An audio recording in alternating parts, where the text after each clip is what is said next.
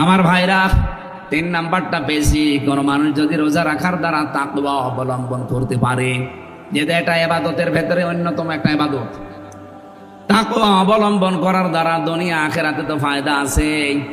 আল্লাহ পাক এই পৃথিবীতেও যদি কোনো বিপদেও পড়ে, এই রোজা রাখার দ্বারা যে তাকওয়া অর্জন হয়েছে, এই তাকওয়ার কারণে মহান আল্লাহ তার ওই বিপদটাও দূর করে দেয়। হযরত ইউসুফ নবীর দিকে আপনি তাকাবেন, 7টা দরজায় তার তালা লাগানো ছিল। জুলাইখা এমন একটা জায়গায় নিয়ে তাকে প্রেম নিবেদন করেছিল।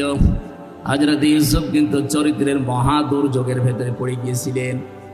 ওই সময় বলেছেন রব্বুল আলামিন কুয়ায় ফেলেছিল ছোটবেলায়, ভাইরা তুমি আমাকে বাঁচিয়ে দিয়েছো আমার জীবনটা, কিন্তু আজকে আমি ঘরের ভেতরে এমন অবস্থায় আছি, এখানে শুধু জীবন না আমার ঈমান বাঁচানোই দায় হয়ে পড়েছে। কারণ মানুষ হিসাবে তার ভেতরেও চাহিদা ছিল না, ছিল না? কোরআনে কারীম জানিয়েছে ওয়ালাকাদ হাম্মাত বিহি ওয়া হাম্মা বিহা। জুলাইখা যেমন জিনা করার জন্য সব খুলে রাজি, ইউসুফ নবীও রাজি। হ্যাঁ না, মানে এখানে বাংলা অর্থ তো এটাই আসবে, ওয়ালাকাদ হাম্মাত বিহি ওয়া হাম্মা বিহা, দুইজনে রাজি।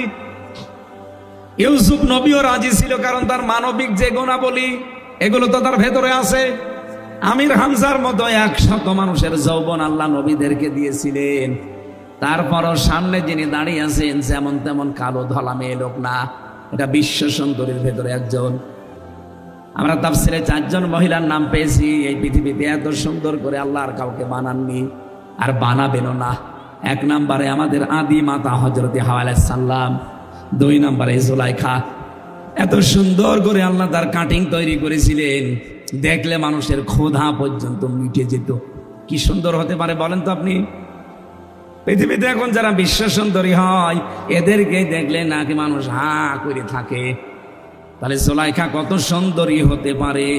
যেহেতু তার সন্তানাদি হয়নি, এজন্য তার যৌবনও ঠিক ছিল। 2 জন পুরুষকে আল্লাহ সবচাইতে সৌন্দর্যের অধিকারী বানিয়েছিলেন। তার 1 নম্বরে আমাদের নবী মুহাম্মদুর রাসূলুল্লাহ সাল্লাল্লাহু আলাইহি সাল্লাম, 2 নম্বরে হযরতে ইউসুফ নবী। তাহলে পৃথিবীর একজন সুন্দরী পুরুষ, সুন্দরী মহিলা আর সুন্দর না পুরুষ, 2 জন এক ঘরের ভেতরে। মানবিক গুণাবলী তো তাদের ভেতরে ছিল। এজন্য আল্লাহ দিয়েছেন ওয়ালাকাদ হাম্মাত বিহি ওয়া হাম্মা বিহা।